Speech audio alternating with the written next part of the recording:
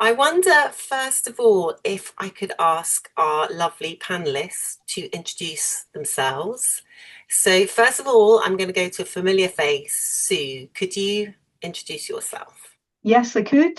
Sue Sayre, MBE. I am the founder and director of the Seal Research Trust. I do lots of Sealy stuff. So, chair of the Seal Alliance, and also I'm a director of the Wildlife Safe Scheme, which is raising awareness for people about how to behave around marine wildlife. So it's pretty much a marine mammal kind of experience that I have.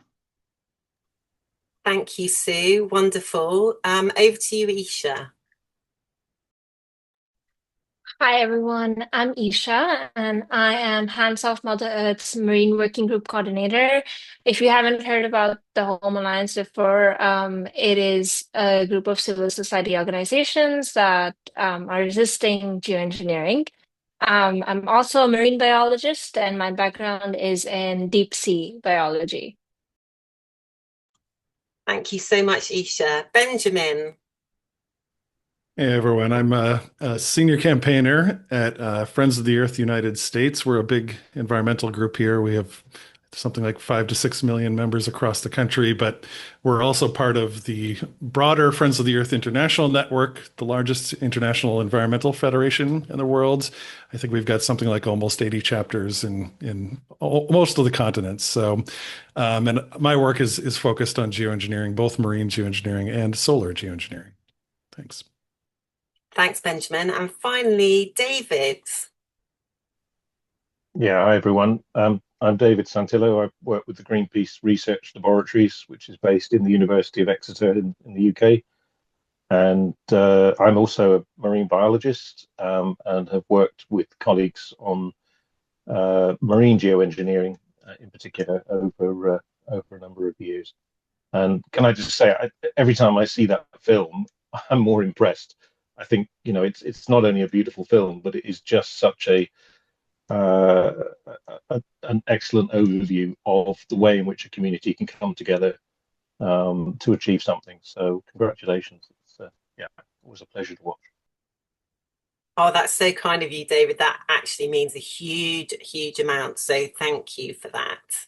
Um, it's kind of weird because I nearly didn't make a film. I was so busy organizing and sort of helping with the process and meeting amazing people and trying to get our heads around what on earth was happening that it was only a kind of a little way in that I suddenly thought, oh, maybe what's happening has got more resonance.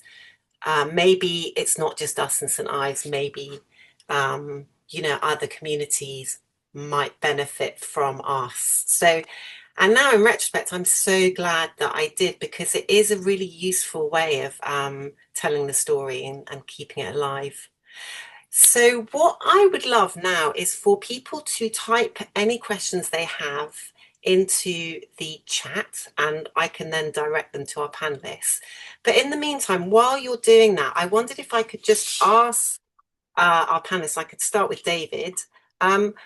Where are we with marine geoengineering? This is a big question, but in a simple way, where are we? I feel like it is proliferating. I'm hearing more and more about it, different techniques, governments signing up to it, a huge amount of hype around it. And I just wondered, like, what is the situation out there? So maybe David, you could start on that. Well, I think that's a fair reflection. As an example, the German Environment Agency recently published a report on marine geoengineering, looking especially at the number of different startups, and they called their report the Wild Wild West, and that's how it feels. It's almost as if proliferation of unregulated, poorly regulated activities, some of which are ongoing, some of which are planned, some of which are perhaps more theoretical. But it's a worrying time because it's something which is seen as being an imperative in the part of some. It's seen as being a big way of making money through carbon credits on the part of others. But at the moment, it's has the danger that it's seen as a sort of fringe activity by the majority. It doesn't have the understanding of just what's at stake if this kind of thing is deployed and goes wrong. And I think that, we're working as hard as we can to get a wider understanding of what's at stake, what the issues are, and keep pushing to get proper regulation, even of the science, to make sure that we don't have people falling into the same traps of just not having the scientific integrity that's needed. But we're still a long way from that, and it's hard to know exactly where things are going. So the more visibility that this gets, the better, because I think then you have more people in the conversation and a greater understanding of what we stand to lose if this goes ahead in its current unregulated form. Thank you, David. Sue, you've put your hand up. Yeah, so I was just thinking that perhaps some people on the call might not know what the follow-up has been since the documentary Senara, and that is that obviously planetary technologies are not coming back to Cornwall.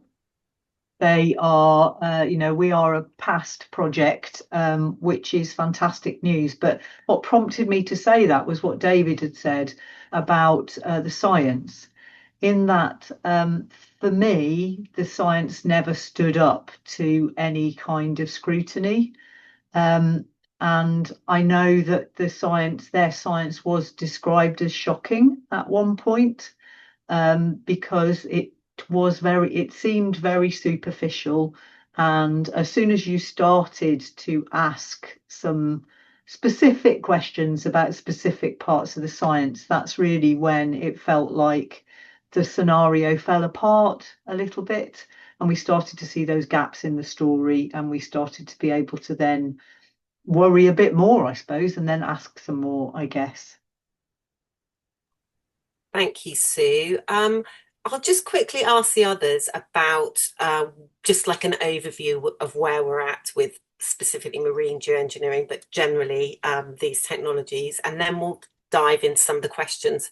So, Eesha, how are you feeling and what are you seeing?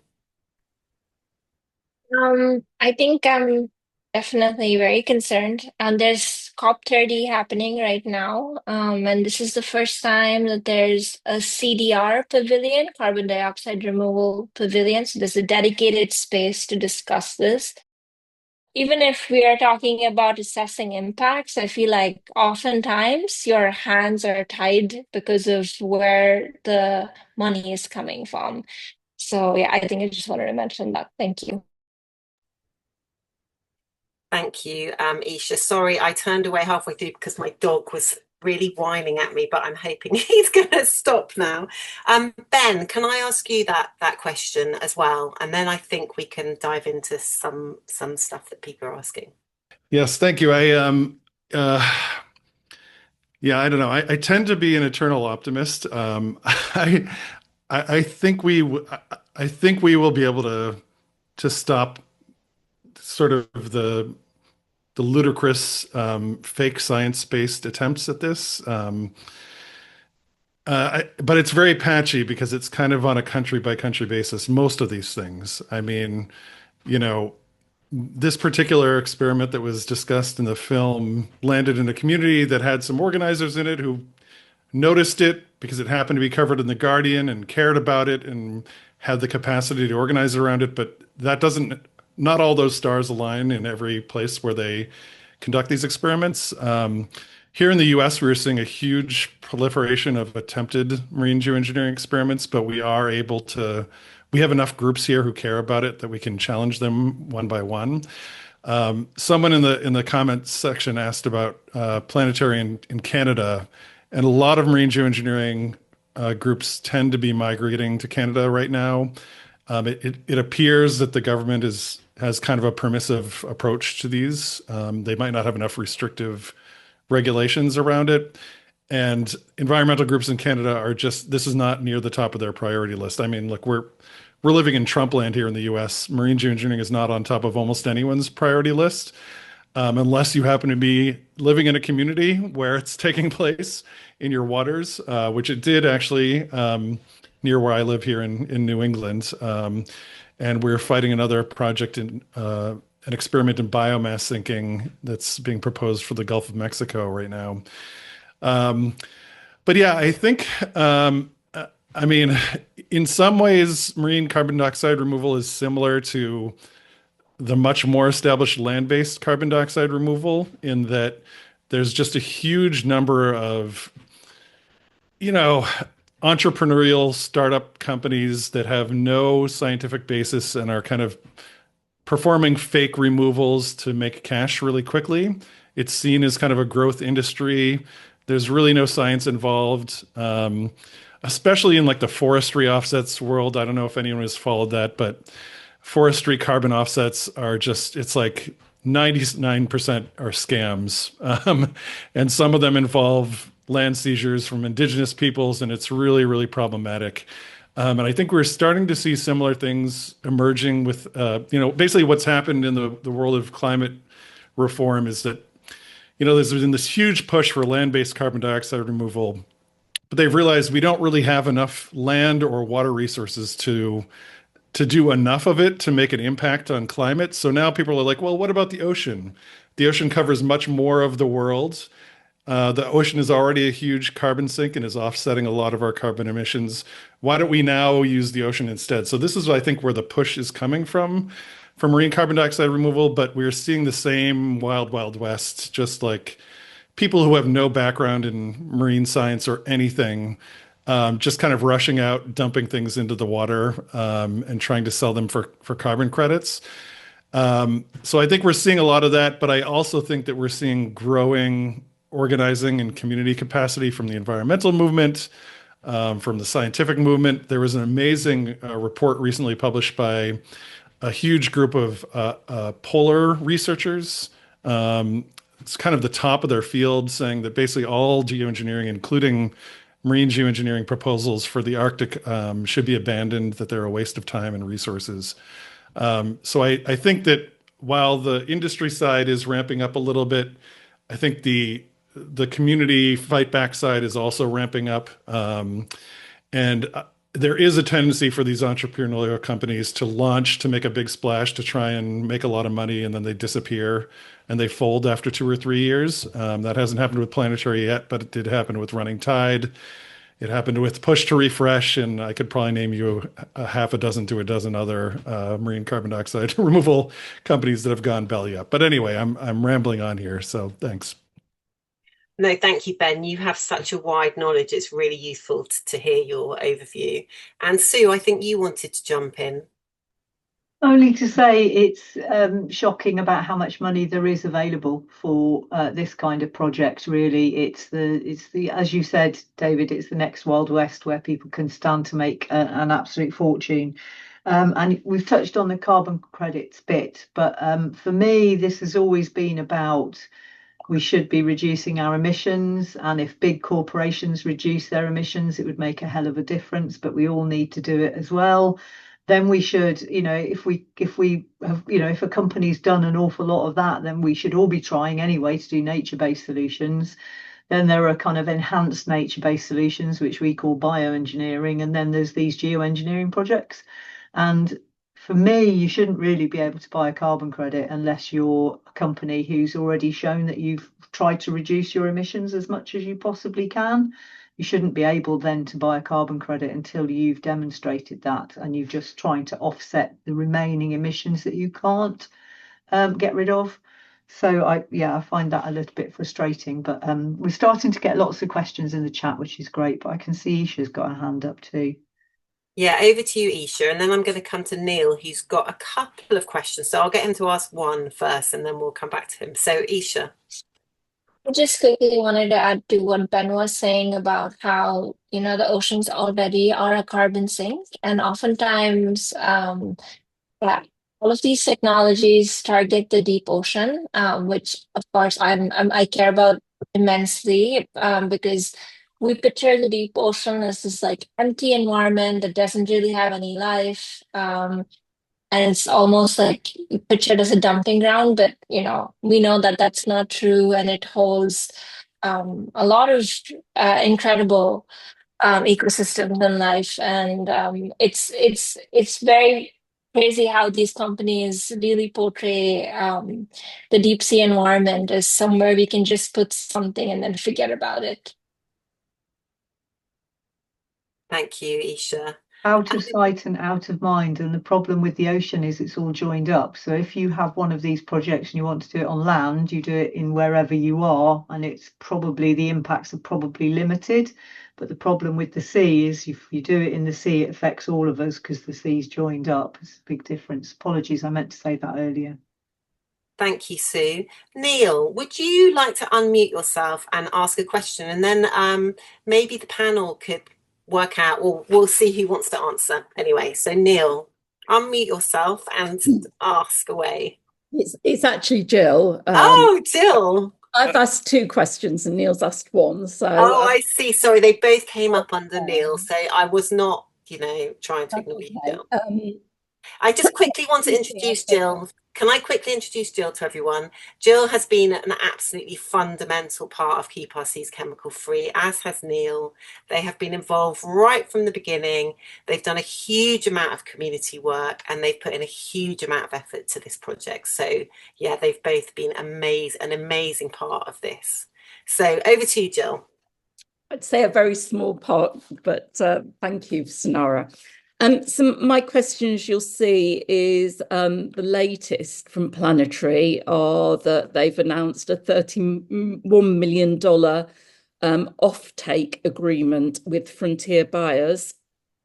They claim to have delivered the world's first verified OAE credits and are now scaling up.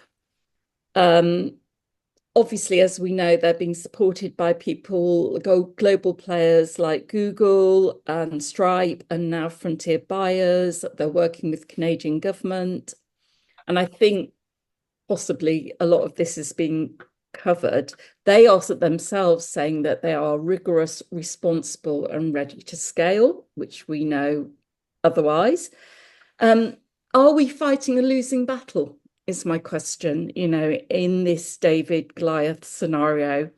And are there any signs that there is further scrutiny out there outside our little local community challenges? Are there any wider challenges or scrutiny of Planetary, of OAE, of the wider industry? Thank you, Jill. Thank you so much. I'm going to pass over to David on this one, first of all. No, thanks for your question. It's not a losing battle. It's a hard battle, but it's not a losing battle, I don't think.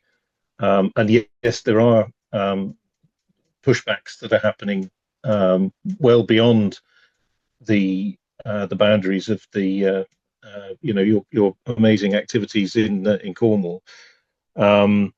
And I have to say that what you did in St.Ives Bay has had an impact well beyond St.Ives Bay. I mean, this is something which has been used as an example of just how wrong one of these companies can get things in terms of their portrayal and use of science and their inability to read the community. So it has had a global impact, I would say. A lot of people know about it. A lot of people have seen the film already. I share in Ben's optimism. It won't be an easy fight, but there are international processes ongoing where there is that scrutiny being brought at a scientific level. From other groups of scientists that are challenging these activities. From a governance and regulatory perspective, where countries are trying to put in place assessment frameworks, they're trying to limit what kinds of activities can be done. There's reference to the term legitimate scientific research, which carries with it very specific obligations and expectations. One of which is that you don't make any financial gain from doing the experiment itself, which of course would put something like Planetary, if they were doing it under those rules, outside of those rules instantly.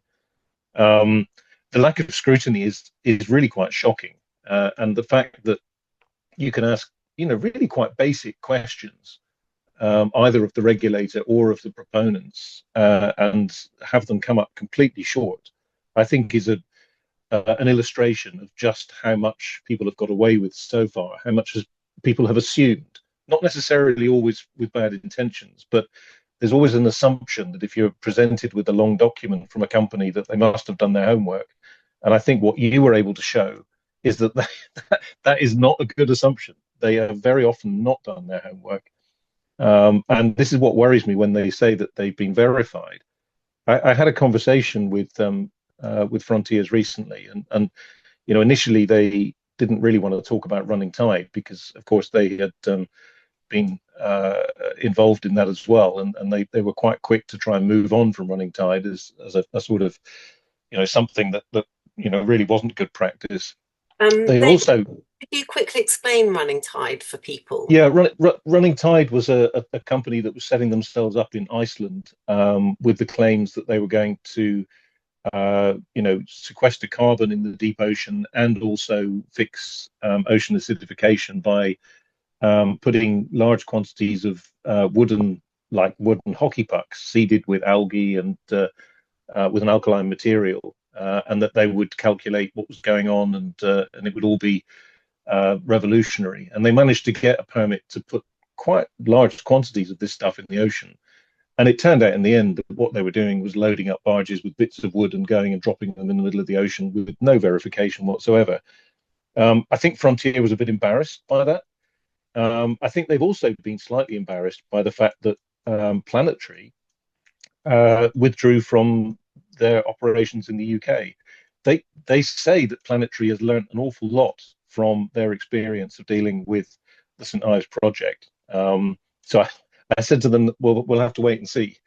But they're all relying on verification organizations, which are also not regulated. And, when I asked the question, do you know how much the Planetary's operations in Halifax have sequestered? Can you measure it? The answer was no. And I asked, will you ever be able to measure it?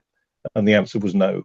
It will rely on models from now until the end of time. And that is just not something which is open to proper scientific scrutiny. Thank you, David. Over to you, Benjamin.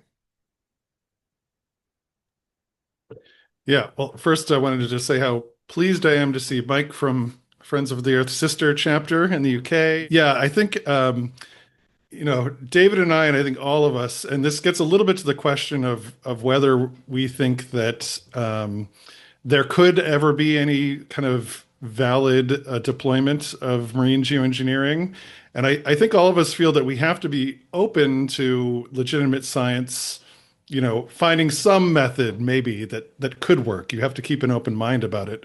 But I have to say that every scientific research project I have actually looked at closely is bad science. And in addition to being, when you kind of look at the risk profile and everything else, could it even be effective in removing carbon, or could you prove that it was removing carbon? Almost all of them, the risk profiles are just crazy. Almost all of them, the proposed research projects are bad science. So even though in theory, I think we have this very openness to legitimate science, finding interesting things and seeing where it goes, in practice, we're seeing just a lot of fake science that's designed to advance this as quickly as possible. So that's just kind of the world we're in right now. And I think to David's point, this claim that they have verified OAE carbon removals using OAE is completely fake. There's even a guidebook on best standards for ocean alkalinity enhancement research, and they have a whole chapter on the models that they use to do verification, and they're very candid that the models have not been validated yet. That means they have all these assumptions that have not been proven, and that in fact the models are very, very far away from being able to verify carbon removals in a particular place at a particular time. So it's just not possible. These models cannot verify carbon removals yet, and even the proponents have acknowledged that. But it doesn't matter to the companies who this is their business model. So. Thank you, Ben. Sue, you wanted to come in, and then I will just go to Eesha after that and see if she wants to add something. So, Sue first. Just to say that I think that point that Ben made about we have to be open-minded is really quite key. That doesn't undermine anyone else's position, but for us, it was as a scientific organisation ourselves, we had to base everything on science in order to keep our reputation, really. And but for me, the science had to show that this was as safe as it could possibly be. And we didn't get anywhere near showing that it was going to be safe because Planetary didn't know what was in the sea. They didn't know what was in the seabed. They didn't know what the seawater was like, and they didn't know what the community was like. So they didn't know that it was going to be safe. And until you know that it's going to be safe, I don't think you should be trying stuff. That was one thing. And then the proof of sequestration, which David alluded to start with, and Ben's just mentioned as well, they're modelling the removal of carbon. They can't measure it. Well, it actually wouldn't be that difficult to measure if you had a closed, air-locked swimming pool and you did the work in the swimming pool and then you measured the sequestration out of the air. It would be possible to measure it. But of course, that's a very risky business because it might undermine your own theory. Thank you, Sue. And Eesha, I just wondered if you had anything to add to this. Yeah, I just wanted to address the question if you're fighting a losing battle. I'm maybe not as optimistic as Ben and David, but I think working with Home Hands Off Mother Alliance makes me feel like this is worth fighting for, and it's not a losing battle because there's also so much community work that Home puts into working with communities and informing them about what's going on. And I think that's the biggest problem is that communities like yours didn't know that this was happening in your backyard, right? And I think if people knew enough about this, and I think then we would like change the game and we would be winning. So I think we're not fighting a losing battle. I think it's just a matter of letting communities know what's going on in their backyard. Yeah. So, has anyone heard of the Real Ice Company group? Yes, Benjamin. Yes. Would you like to tell us more? And then I'll go to you, Sue. Yeah, so this is one of the kind of cockamamie Arctic ice schemes. The one we dealt with first was called the Arctic Ice Project, and their proposal was they were going to use these tiny little plastic microbeads or glass microbeads that they were going to make billions of them and scatter them over the Arctic ice, which they claimed would reflect more sunlight away from the ice and allow the ice cover to be preserved and not to melt as quickly. Um, and they recently closed their doors. I think I told you about how many of these startups kind of launch and then raise money, and then a few years later they go under. And they admitted that there was a lot of indigenous opposition to their project, which was a lot of these experiments actually target indigenous lands. Maybe not in the case of Cornwall, but we see it kind of very commonly around other places in the globe. Um, and I mean, there was obvious ecological concerns with these microbeads, but also that it just probably wouldn't work. And there was some research showing that it might have the opposite effect of melting the ice sheets more quickly. So Real Ice is kind of the newer project, and what they're proposing to do is to have these autonomous drone pumps that will somehow burrow up through the ice sheets and will pump water from underneath cold water onto the surface of the ice to thicken the ice. And again, you can imagine the ecological concerns with having uh, millions and millions of these pumps throughout the Arctic processing water, which is going to suck up any marine life that's in the area, obviously. I think there's really important ecology happening right underneath the ice sheet surface. And there's just and then there's serious questions about whether it would work at all. But I do think that the UK's ARIA agency has thrown a lot of money at this project to continue. So they've probably given them a lifeline to keep going. But yeah, these are two of the projects that were both reviewed by that recent article that Eesha posted in the comment section about how, and these are kind of like the leading researchers in polar climate research, who think that these are really dangerous ideas and they're not going to work. So that's where we're at with real ice. Yep. Sounds like one to watch. So I'm going to go to Sue and then to David. I think we should go to David first. I'm going to go to David and then to Sue. Thank you. It was just in connection with the Arctic Ice Project because, we talked before about the need for science. Sometimes it's easy for companies and sometimes governments to accuse those who have concerns of being anti-science. And I think what you demonstrated with the campaign in Cornwall was that you were absolutely so far from that. You wanted the science. You wanted to understand the science. And in fact, it was the science from the proponents that was found lacking. And it was the same with the Arctic Ice Project. I mean, they were operating and talking for years about what they were going to do. They actually bothered to come all the way down to Valparaiso in Chile for one of the UN meetings years ago in order to present their case, thinking that this would give them a better chance of getting acceptance.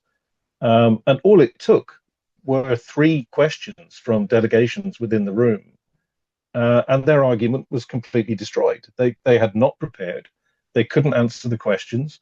They didn't actually know that the material they were going to use came with hazard warnings for the marine environment. And it was phenomenal that they got as far as they got, and they hadn't been able to answer those fundamental questions. So I think, again, it was another example of where the community wanted the science. It wasn't a case of being anti-science, and yet the proponents themselves were utterly unprepared.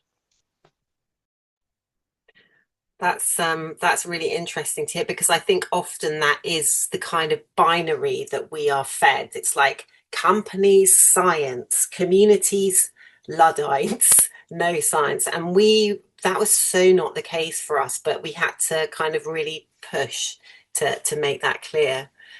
Sue, you wanted to chime in. So it's about empowering ourselves, really, to not be scared of all the rhetoric, not be scared of the narrative, not necessarily believe all of it, and just keep questioning, really. But I have to say, Eesha, genuinely big thank you to Home, because Senara and I, when we first met, because we didn't know each other before this project, we had no idea about the governance landscape, the bigger picture. We didn't understand any of it, and it was Home that helped us with that. And then Home, who put us in touch with people like David, who have been utterly invaluable. So, hands off Mother Earth, we couldn't have probably done this without you, because we wouldn't have understood the bigger picture, or we wouldn't have done it so well without you, I don't think. And then the other thing is, but it's not just us that are new to this as well, but it's the licensing authorities who are new to this. They don't know anything about this. The Environment Agency had no idea. They would have just said yes, I think, because they wouldn't have asked the questions, because they didn't know what was in the bay and what could be affected. So being kind to the licensing authorities and giving them the space to say, actually, okay, yeah, maybe this is a big thing. Maybe we do need to pull in some expertise. And what happened with our Environment Agency is the person who was making the decision suddenly became a team, a national team making the decision. And that was a really important next step. But I think if we'd been super uber critical about them, they possibly would have been defensive rather than oh, yeah, these are good questions kind of response. When you talked about the ice scheme and pumping the water up, I mean, the key question for me whenever I talk to anyone is about, you need to know what's there. If you don't know what's there, how can you possibly assess any of the impacts? And that was the problem. I think Planetary Technologies had tested a stickleback, which is a species we didn't necessarily have in our bay at all, and it's hugely capable of coping with different extremes of things, because it lives in rock pools. So it was it will cope with pretty much anything that you chuck at it. But they didn't know about the other species. They didn't know we had mining water from our mine waste history. They just didn't know any about that. So for me, Any project who wants to do anything needs to get 3 years worth of data where they want to do it. That slows the process down. It also means that after 2 or 3 years' time, you're actually starting to be able to predict what the potential impacts could be, and then you can mitigate them. But Planetary weren't looking for the impacts, so they wouldn't have seen any impacts, and that would have verified all the things that they were saying. So I've got a few points there. I'm sorry, that was a bit of a ramble, but I think, 3 years of baseline, then you know what's there. And I think in Halifax, Planetary Technologies had done that because they'd worked with Dalhousie University. They did actually know what was there. Yeah, they did know what was there. Although I was told by Pete that actually there isn't anything there. It's just an industrial harbour and that's it. So there's nothing there. Well, that rang an alarm bell because any part of the sea, no matter how damaged it is by humans, there is always something there to impact. So yeah. I wondered if Mike Birkin would like to ask his question. And Mike is our fabulous Friends of the Earth West Country, I think, coordinator. So Mike, Yeah. would you... Yeah. Hi! Southwest England, hi. Yes, thank you so much. It's great to be here. Yeah, it's the third time I've seen the film, and I get more impressed with, not just the emotional impact, but the really detailed way that you outline all the stages in the story. It really withstands deep scrutiny. How scrupulous you were about the way you went about things. It's great, and I would like everybody, the whole House of Commons, to see it, basically. So my question is about the UK regulatory framework, just bringing it home, because I'm a representative of Friends of the Earth, England and Wales and Northern Ireland. So that's my sort of perspective. And I'm looking at how the Environment Agency responded. And I really understand what Sue was saying about how you approached it as not making them the bad guys from the get-go, but understanding their dilemma. They're not resourced to scrutinize a project like this. What is the regulatory framework? They're dealing with frontiers. So none of that is going to change unless there is a change at the sort of the UK government level that tasks the Environment Agency or other regulators and gives them a framework within which they should operate, and it's consonant with other nations' frameworks as well. So what do you think we might be able to do in terms of just raising up the issue of marine geoengineering, but other geoengineering technologies up the agenda for the politicians here in the UK, because it's only going to get more extreme, isn't it, as time goes on? And I'm wondering about what role we as Friends of the Earth might be able to play here to help find some champions amongst parliamentarians, amongst MPs or lords who are kind of going to get this issue really in their sights and make sure that government can't ignore it. What are we doing about other aspects of how the governance and legal framework around geoengineering projects might change here in the UK? And I'm totally willing to be guided here by you, but saying there are things that maybe we could work on together here. Yeah, no, just in direct response to that, the UK government has quite an unusual position. We're still trying to work out exactly what it is on marine geoengineering. Until just a few years ago, they were very clear that they were following, a sort of international accepted approach that there should be nothing other than legitimate scientific research. And then in 2024, something seemed to change in terms of policy, and they're now adopting something that's more aggressively pro these ideas, although they don't seem to like the idea of selling carbon credits for research. That's one positive. So we've been talking to officials. Sometimes it's been quite difficult discussions. Sometimes I think as a result of communications we had with them recently, we've now got a more open dialogue. We've had questions asked in Parliament as a result of some of the things that have been going on. I think that it's possible that Well, there would definitely be benefits in more groups other than Greenpeace raising this issue with government. Absolutely. I think the more dialogue, the more people they know are concerned, the more questions they get, the more they'll have to think about this and come forward with what their approach is.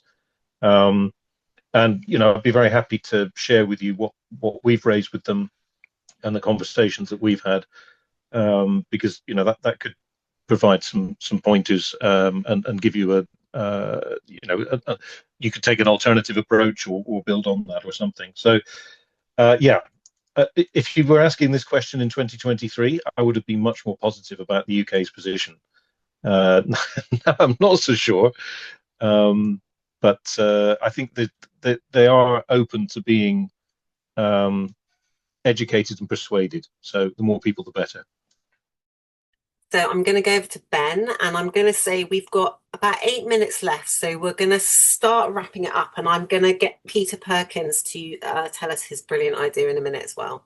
So Ben first. All right, I'll keep this short then. So the U.S. has it has existing laws. It's basically repurposed its existing laws around water quality and ocean dumping, which I think almost all countries have. And starting last year, the U.S. Environmental Protection Agency just like posted some websites saying, okay, we're now going to use these permits that we issue for, dumping in both internal water bodies and in ocean water bodies, to allow permits to be given for research for marine carbon dioxide removal. But when you read the underlying text of the statute that they're reading, this is clearly not the intent of these laws. I mean, these are restrictive laws where dumping in water bodies is supposed to be a last resort after you've proven that you can't dispose of material in a safe land-based methods. And legally, there's no way that they can do this just by publishing some websites. They would minimally have to go through sort of a formal rulemaking process. So Friends of the Earth is tackling this in the US by kind of challenging the legal basis for it. I don't know what Canadian law looks like on this, but my guess is that it's probably not completely dissimilar to the US, because our ocean dumping laws are basically just implementing the London Convention, the international treaty on ocean dumping, which I know that Canada has signed as well. That doesn't cover always these land-based processing systems like Planetary does. But anyway, I think probably a good first step is taking a close legal look at the basis under which they're issuing permits for marine carbon dioxide removal. I think probably a lot more of our activists in countries around the world should start doing that. But yeah, I don't know if we'd find anything, but I think it's worth doing. Thank you, Ben. Before I go to Peter for his question, I was just going to ask a question of my own, actually. What do you panelists say when people ask the question, which is the IPC says that we have to have geoengineering to reach net zero, otherwise we're all doomed, kind of thing. Not quite like that, but like, what is your answer to that? It's so meshed in our climate goals and the way we reach those goals, to the point that I wonder if it's actually preventing us from doing what we really need to be doing. But anyway, what do you say to that? Let's go to David first. Yeah, the IPCC has talked about the need in all of its scenarios for carbon dioxide removal. It hasn't said the need for geoengineering, and it certainly hasn't said the need for marine geoengineering. And we had to correct, questions that were raised during one of those recent UN meetings where that was put on the table. The IPCC has said we need marine geoengineering, we need marine carbon dioxide removal. No, they have not said that. They are talking about methods for removal of carbon from the atmosphere, which is, a very broad set, of which marine geoengineering is one set of proposals, which are at the moment unverifiable and potentially polluting. So that's one response to it, I would say. And the other response is that, some people have put forward the work under the London Protocol, one of those countries that was at the forefront of pushing for that global regulation. and is still, I think, quite a supporter of getting global regulations in place. So, we're not there yet, but it's on the way. But the other thing is that what that global regulation would do is allow for legitimate scientific research. So it's certainly not against doing any scientific research. It's actually saying if you want to research these techniques, you have to follow rules in order to do that, so that you're not polluting the marine environment. And that, I think, is the approach that we're hoping to see as a kind of middle ground that doesn't shut every discussion of this off, but says if you want to do the science properly. Thank you. Over to you, Eesha. I quickly just wanted to jump in with regards to the IPCC. It was my first time attending one of these meetings, and I just wanted to highlight that I think from the outside we think of it as this scientific body, and we need to follow what it says and it knows best. But the IPCC has become so politicized that I am also very skeptical about how things are done there and how messages are put forward, because it is done with a political agenda now, unfortunately. So I just wanted to raise that for people to think about. Thank you. So you mean, just to clarify, a political as opposed to a sort of scientific purely agenda? Yeah. Yeah. Thanks, Eesha. And Benjamin? Yeah, just to kind of close on a more philosophical note, I mean, to me, the entire basis of the environmental movement since climate change was recognized is kind of a recognition that we need to put some guardrails around human impacts on natural systems. We're not going to be able to completely prevent human impacts on natural systems, but we need to, much more than in the last century and a half, limit how much we are impacting those systems. And to me, geoengineering it's kind of an existential challenge to that entire history of the environmental movement. They're saying, no, we need to control maximum control over natural systems, human control. And it obviously involves an incredible amount of hubris. There's a lot of the same logic that got us into the environmental crisis in the first place. I realize this is more of a philosophical or rhetorical note, but to me, this is kind of why it feels like such an important and meaningful thing to take on at this moment. So thanks, everyone, and great to see you all too. Thank you, Ben. Before we wrap up, I wondered if Peter would like to tell us his idea, which might hold some water, I think, for the future. Peter, are you around? Yes, I am. I must admit, it was a lovely film to see it again. It really is a fantastic film, and it's very moving. And it's also wonderful to listen to so many international experts talking about the problems that we're facing. And it's reassuring to know that so many people are on the case.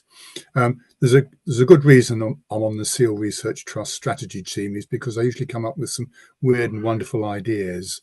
And I just wondered if, listening to some of the bizarre stories that you've come out with, whether there ought to be a prize for the weirdest weirdest project proposed, and another one for the most appalling science. I think that's such a great idea. It's a bit like, the award for the worst sex in literature. And it does actually get quite a lot of publicity. So I think we should put our thinking caps on and each year come up with a list of the worst and the most awful and the worst science and the most arrogant. Yeah, that's a great idea, Peter. So I think we are we're bang on 8 o'clock. So I think all that remains for me to do is to say thank you so much to all of you for coming along, for your interest, for your questions, for the connections we've made. I've met so many wonderful people through this kind of awful thing that happened in St. Ives, and I've learned so much. So I'm most grateful to everyone, especially to all our panelists, Eesha, Sue, Benjamin and David. Thank you so much. I'm very lucky to know you all.